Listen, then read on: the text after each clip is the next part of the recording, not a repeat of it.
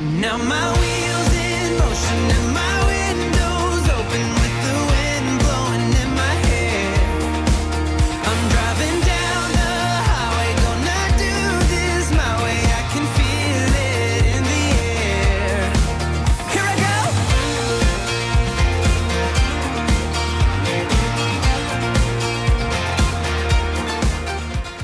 Hello, hi, good morning. Good afternoon. We are doing our very own Multiverse of Madness / Days of Future Past here. I have no idea where we'll be in the timeline of when this video will be posted. But welcome to our Disney Cruise wrap-up roundup. It has been a few days since the cruise now, so the debarkation was Saturday the 4th of May. It's now Thursday the 9th? Sounds about right. Sounds about right, it's somewhere around that. And we said we would give ourselves a few days after the cruise before we kind of give our final wrap-up thoughts. We have had a few days to process, reflect, and we've been at Walt Disney World now for a few days as well. So now that it's been a few days, first things first, out of 10, how would you rate your very first cruise experience and your first Disney cruise? 17.5. 17.5 out of 10. It would have been 18, but we had to leave. Yeah. Yes, that is that. I would say for me that sounds about accurate. The only flaw in that Disney cruise was the fact that they have to kick you out at the end of it. It was just an incredible experience, and that is really saying something, considering that I spent at least a couple of days feeling really quite ill and would repeat the whole thing again in a heartbeat, seasickness included. Yeah. The only thing I would like to have changed, I would have liked to have had that first dinner that first night. I would like to have had that steak and the French onion soup, which I missed out on because of seasickness. But yeah, I would repeat the whole thing again, even with the tumble dryer on low heat setting experience. So before we went on the cruise, we had things that we were anxious about, that questions that we had in our own mind that we were quite worried about in terms of the cruise experience. So we have been writing those down as we've gone, and we're going to answer some of those questions as we go around Walt Disney World today. And you can feel free to play Where in Walt Disney World Are They?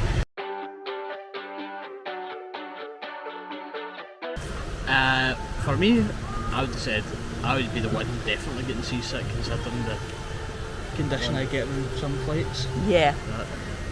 I would say that I had absolutely no reaction whatsoever, other than when it was getting rocky and falling about the always. Now, did you feel any kind of nausea at any point during that? Not one single bit. Which is quite interesting, because if anything, and I've written the question down as well, we get seasick, it was probably you that I was most worried about, purely because Ross does kind of suffer from travel sickness, but specifically air sickness. Yeah. And that's a weird thing, because it was rocky, it felt like that. Mm-hmm. But for some reason it did not bother me. I wonder if that's because I could see the sea. Possibly, yeah. I was worried that if I was going to get seasick, how would that affect dinners and such? Yeah. But yeah, that wasn't a problem. Yeah, but as it turned out, it was me who had to worry. Did not think I would be seasick. I have been out on a lot of boats in open waters before. I've been in some very kind of choppy waters and haven't felt seasick, so I hadn't expected it, but we had prepared for it. So I had brought along the travel sickness tablets that we normally carry just in case Ross is feeling air sick, and that I usually have if we're going on a long coach tour in case I feel sick. We had those with us, and I had seen recommendations for ginger tablets as well, which I'd picked up, and the combination of those two seemed to work out really well for me. That seemed to take care of it really quite quickly. The second day it disappeared almost as quickly as it hit me. One day it was just gone, and even though those conditions stayed the same all through our cruise, the nausea was gone. I didn't feel unwell or anything like that. But again, we were prepared for it, and a couple of the people we met on the cruise, they did let us know that if seasickness did continue, that there were seasickness medications available at the health centre on board as well. So although I did feel unwell for those couple of days, I have to be honest, it would not in any way put me off booking another cruise. It wouldn't put me off boarding another ship. The experience overall of that cruise vastly outweighed those couple of days of not feeling so good. Now that may have been a different story. A lot of people questioned why we booked a 7-night cruise for our first cruise experience, and a couple of times I did question that myself, thinking is this too much for the first go? But when you think about it, if that cruise had been a 3-night cruise, almost all of that cruise experience would have been seasickness. So as that turned out to be a really good decision, and one that's really saved that experience overall for us. What do you think of that now? It couldn't be further from the truth. I'm still checking every couple of minutes to wait for the next quiz to come along. Yeah, exactly. Yeah, it was probably the biggest surprise to me, because the Navigator app transforms once you actually get on board the ship, and I hadn't really seen too many examples of the type of activity calendar or what type of things would be happening on the ship.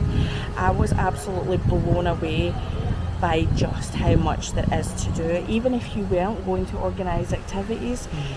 Like all the stuff on the sports deck, I mean, you could have sat on deck 4 and watched the ocean go by, and I don't think there would have been a single moment of that I would have found boring. You could have sat up at Satellite Falls in the water. I would never have found that boring. But there is truly something for everything, and that's what stood out to me. I don't know if you thought about this. It really stood out to me that you could have any type of holiday on that cruise ship. If you wanted to just sit and chill with a book and a drink of the day in the adult only area and do that all day, you could do that. If you wanted to participate in trivia and crafts and games and all sorts of on the go things and do that all day. Teenagers, kids, they were so well catered for. Like that, there just was not a moment of the day where there wasn't something going on, something that you could be doing. Movies on the funnel vision, movies in the theatre, the variety acts, as well as those big Broadway style shows. I just could not go over how you could go. You could do this for years. You could go on 30 cruises and 30 different types of holiday, I think. I mean, we don't have enough years left to really test that theory, but yeah, I was blown away by how much there was to do at all times and how much you really couldn't fit it all in. Like you really... Oh yeah, there's still plenty of things that you actually wanted to do, but still not even got near doing. Yeah, exactly. Okay, the next thing we wondered about was all around the subject of introverts at sea. So we'd read a lot about cruising, we'd heard a lot of stories about going on a cruise, and we were a little bit worried about the social aspect of it, particularly when it comes to dining. Yeah. And the two things for me I was worried about was the possibility of having a shared table at dinner, and this unique thing about Disney Cruise Line where you have the same set of servers for all 7 nights of your 7-night cruise. Now, although we do vlogs, although we do this sort of thing, that does not mean we're not introverts at heart, and I was a little bit concerned, I don't know how you felt, about my social battery running low quite a lot, but also I was really worried about awkwardness and that whole experience of potentially sitting with strangers at dinner. And I think that's something you were worried about too? Yeah, I was worried about that. Were you going to talk to people? Were you going to go on with the people? Was there just going to be animosity? Was everything going to be okay? Is like everything runs through your mind of every single possibility under the sun? Yeah. But thankfully that didn't actually have to come to fruition and we get a table to ourselves. Yeah, one of the requests we were able to put in quite early on in the cruise planning was a request for a private table. Now we did have late dining, and from what I have read online, it is a lot easier to get that request granted at late dining, but I did try and keep quite an open mind that if we didn't get it, because it is a request, it's not a guarantee, if we didn't get it, then we would be open-minded. We'd just kind of really try and push ourselves a little bit to kind of get out of our comfort zone a little bit more. We did end up with a private table. I will say I could see a lot of the tables sitting around us. I could see a few shared tables, a few couples who'd been paired up with another couple at another table, and it did look okay. It looked as if we could have coped with it. Yeah. I don't know how you would feel about this, but if we were going on another cruise, I don't know if I would request a private table, or I don't know how to feel about it, because we didn't have that experience of the shared table. There were other experiences on the cruise that led me to believe that it would have been fine and we would have been okay, but I don't know if there would have been a point in the cruise where we would have kind of considered skipping dinner just to really avoid either small talk or an awkward lack of small talk. Yeah. So we can't give you a full answer on that, but we can tell you that you can request a private table, and as long as you keep an open mind that you might not get that request, but we were very fortunate that we did.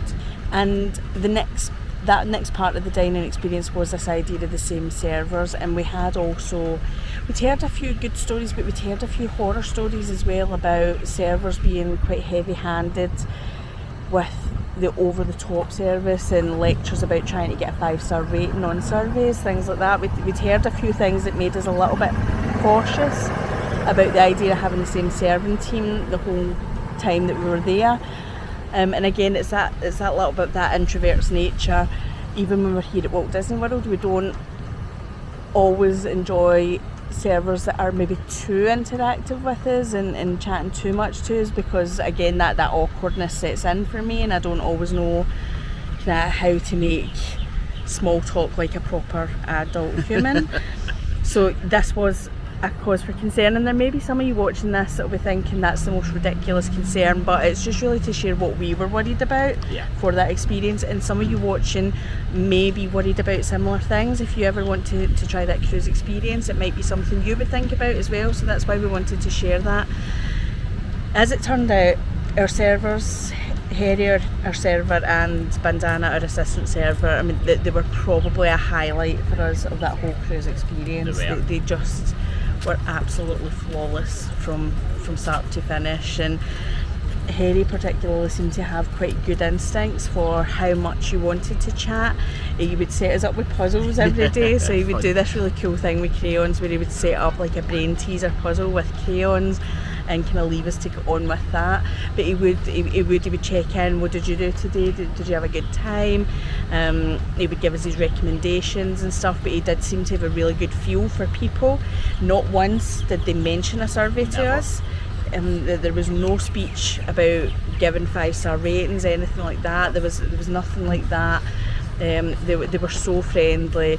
It's always fun when you see them outside of the dining room as well. Like you saw Harry and Cabanas at the sushi station. So they do greet you like friends, and I was most surprised about that overall on the cruise, that I did take to that a lot more than I thought I would, and I was sorry to say bye to them. It was sad to say bye to them, and Bandana stopped by our table for a really long chat before we said goodbye, and she was just telling us about her family, about her home life and stuff, and again they checked in. Harry made sure he checked in all through the cruise about the service, like, are you happy with the pace that we're serving the meals? Do you want me to slow down? Do you want me to speed up?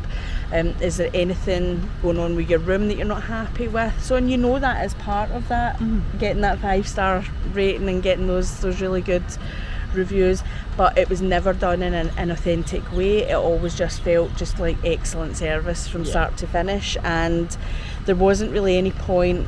I did wonder if by like night kind of 5 or 6, would I be tempted to skip dinner purely just to avoid having that interaction. Again, I was worried about the social battery aspect of it, that I just might not want to talk to anybody at that point.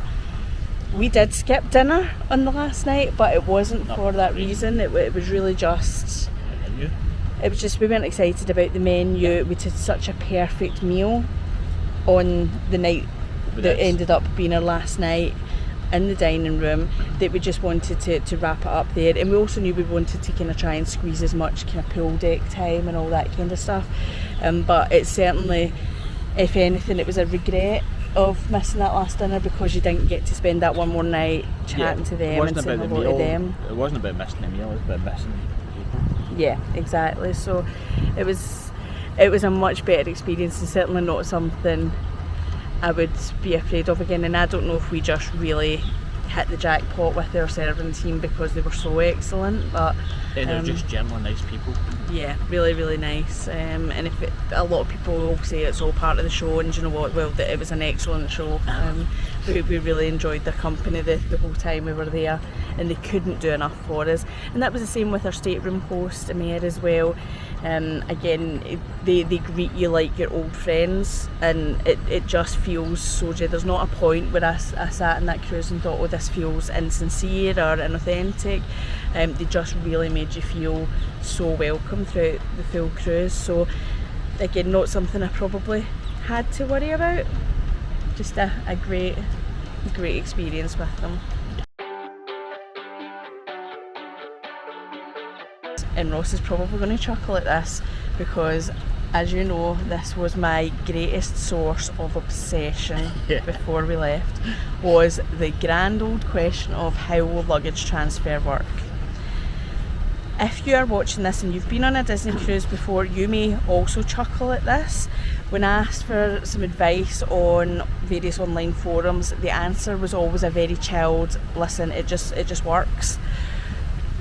I'd say for about 90% of the time I can accept Disney magic is the answer to all of life's questions, but this was one area I really needed to know the mechanics, I needed to know the logistics, and the reason for that was how we booked. We booked the Disney cruise, then we booked a stay at All Star Movies for the night before the cruise, and then we booked a separate reservation here at Caribbean Beach, and I could not wrap my tiny brain around how this was all going to knit together, how it was all going to link up, how our luggage was just going to magically make its way to our stateroom. And that was a source of just constant massive anxiety. How did you feel about this? Like, you just kind of rolled with all of this at the time? Yeah, I didn't have as much apprehension as you did. I knew it was going to work out, I just didn't know how exactly it was going to work out. But I was like, we have enough clothes just in case something doesn't happen. Yeah. But, yeah, I thought they're going to tell us at some point. I don't know when that's going to be. But thankfully it was a couple of days beforehand we received that email to say exactly what is going to happen. Yeah, and that was exactly how it works. One of the causes of the anxiety was I didn't have any documentation that did have it all in one place to say this is all the stays. And there didn't seem to be anything that I could point to if something did go wrong to say, no, this is what we've got. So a couple of days before the cruise, this is how it actually worked. We got an email that really did confirm that full step-by-step process, that you'll be picked up at All Star Movies, you'll be dropped off at Caribbean Beach. So at least I had something in front of me to say that's going to be the order of things. The morning of, so we already had our luggage tags, they were actually posted out to us. That was very old school Disney. We haven't had like magic mail in years, but the cruise line still posts the mail out to you, including your luggage tags. Luggage tags came out to us. We added those to the cases the night before the cruise, and bell services came the next day. Now, I did have a wobble the next day because by the time we were first leaving the room to go and get breakfast, bell services hadn't been, and it was maybe around about 7:30, something like that. Yeah. And they hadn't been yet, so I started to have my first wobble at that point, wondering if anything was going to go wrong. But as we were walking around, taking pictures and taking footage of the Mighty Ducks section of All Star Movies, we did see bell services go to the room and pick up the bags. And then we had the fun experience where we were waiting for our bus of actually seeing them load all of these cruise line bags into a truck. I've never seen the likes of it in my life. Talk about a giant game of Tetris. That was unbelievable. That was crazy skills on the part of that person loading those bags, but it was a sight to see. But they made made their way onto the truck, then they made their way onto the ship, and they magically appeared in our stateroom just shortly after the rooms were ready. On the day of debarkation, again we had a little bit of a what should we do, because we had received an email to say, or we'd received confirmation on the Navigator app to say we had to be off the ship no later than 8:15 because the motor coaches would leave promptly at 9. And because we'd never done this before, we weren't sure of what debarkation was going to look like and what it would entail. So we did go back and forth about whether to leave our luggage outside the room, because that's what they say to you to do. Pack up your luggage, leave it outside your room by 10:30 the night before, and they will take it off the ship for you. And we did roll the dice and decided to do that, and to take everything out, leave it outside the room. By the time we had come back from the See You Real Soon party, the luggage was gone, but it was super simple. They gave us a specific luggage tag. We were the Tinkerbell group. They called everybody in groups. We got off the ship. That process wasn't complicated at all. And because we had passports, we used the facial recognition line, so we didn't have to even interact with anybody to get off the ship. It was just a case of one final swipe of the key to the world card, and then they sent us to a specific section to pick up our bags. It was the simplest of processes. So again, really not something that I needed to invest the level of anxiety and worry that I actually did, and at least I would know that for next time. And if it's something that you're worried about, now you know.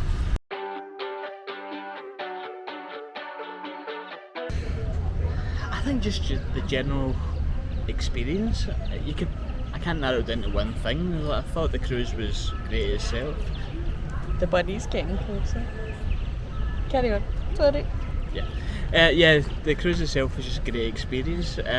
Even though it was windy, it didn't bother me in the slightest. In fact, it actually put me to sleep more than anything. The servers were great. It's like best friends, so to say at times. I didn't really have any kind of complaints. I did think, would I enjoy a cruise? 100% yes. So yeah, that's my thoughts. Yeah. Again, it's quite a difficult thing to narrow it down to the best thing about the cruise. The thing I tried to hold on to the most, and the best thing about being the cruise was keeping the sea as the star of the show. And I'd say that was a recurring thing for me, being able to open the curtains in the stateroom and each morning, and open the veranda and step out and just see open sea all around you, and just be completely and fully surrounded.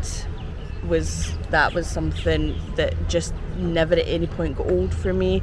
When you would go down onto deck 4, especially when we had late dining, so it would be dark when we go down onto deck 4, and you'd see out the portholes and you'd see the water crash, and that was one of the good things about it being so choppy, because you could see the activity in the water, you could see how active the sea was outside those windows. And the sunsets, the sunrises were just magnificent. And I think that's, you could pinpoint, you could do like hours and hours of video and really call any aspect of the cruise the best part, but I've really tried to keep the ocean at the front and centre of it. That was why I wanted to go on a cruise. That was the experience that I wanted. I wanted to see those sunrises, those sunsets. I wanted to see nature in all its power, and we very much did. So that to me was probably a real true highlight. If there was one thing, and again I'm probably stretching on this, I would say I was disappointed in the sky ride on St Thomas. Okay. Not for the ride itself. The views were absolutely magnificent at the top. They were exactly what I would expect to see at the top of that sky ride. I think it was more the atmosphere in the sky ride, the videos that I'd seen a few people do this on vlogs, and my guess is that they'd gone quite early in the morning. Because we were on a tour of the islands, we ended up there in kind of midday onwards, and it was very, very crowded, and it felt much more of a tourist trap than some of the other places that we had been. And we ended up not spending a lot of time up there. It was pretty much ride up to the top, take some pictures, take some video, ride back down. Now, I did say it is a stretch. It's not a bad experience by any stretch of the imagination. I just think of all the things that we did, that was the thing that I was just like, that was okay. That was okay. And for me, what I was most disappointed in was my decision on booking the port adventure. When I say mine, but our decision when we booked the port adventures, because we booked one with a beach break for Tortola, and then we decided not to book Megan's Bay for St Thomas. The idea being we might not want to do 3 beach things in a row. That was a decision made by 2 people who have never been to the Caribbean and had no concept of what that was going to be like. I was so disappointed in myself when I saw Megan's Bay from the top of that island drive.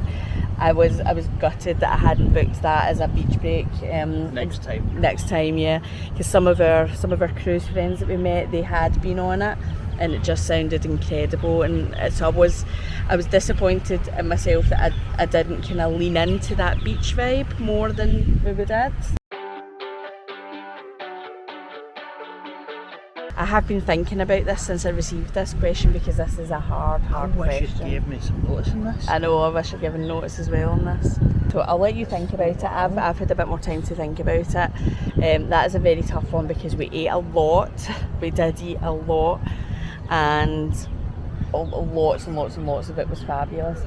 Surprisingly, Cabanas was quite high up for me. Like I had some really great things. I had grilled steak the first day in Cabanas, which was sensational.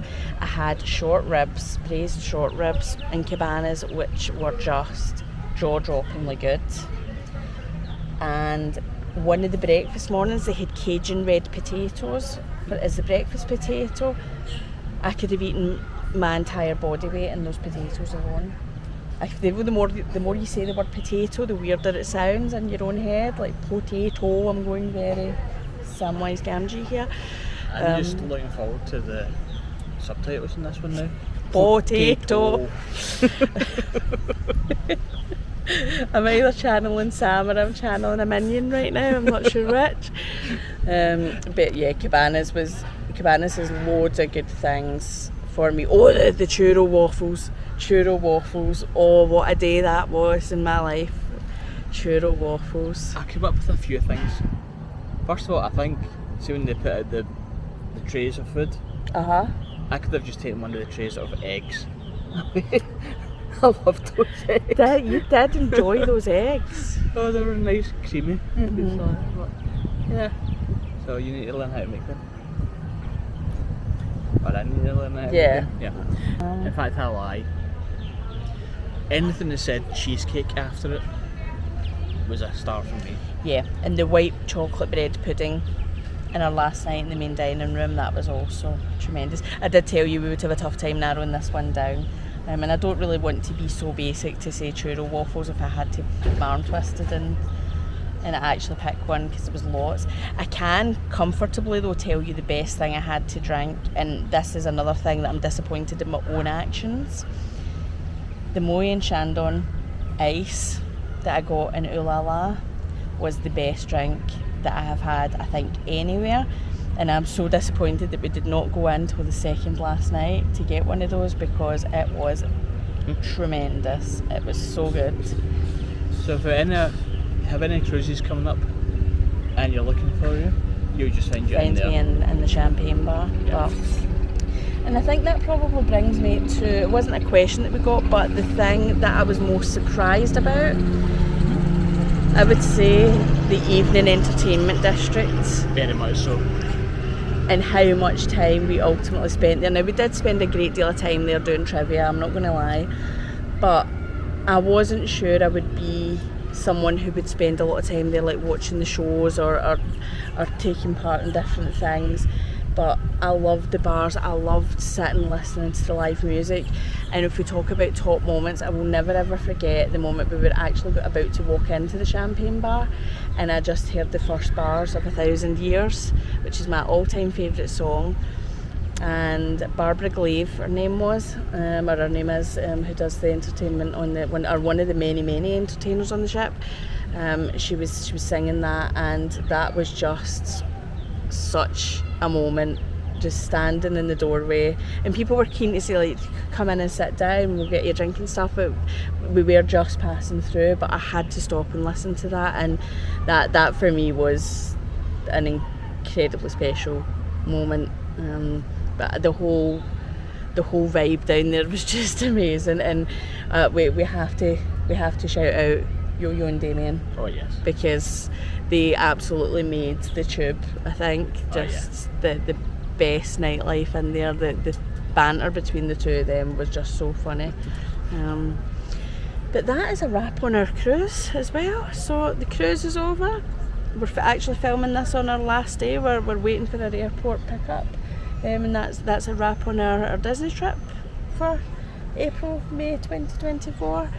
So I hope you have enjoyed coming along on this adventure with us. Thank you so much for watching. If you have any more questions about the cruise, feel free to leave them in the comments. We'll answer anything that's in the comments as well. If you've enjoyed coming along with us, you know what to do. Hit those buttons, make comments, share, like, subscribe, all that good stuff. And we will see you on the next one.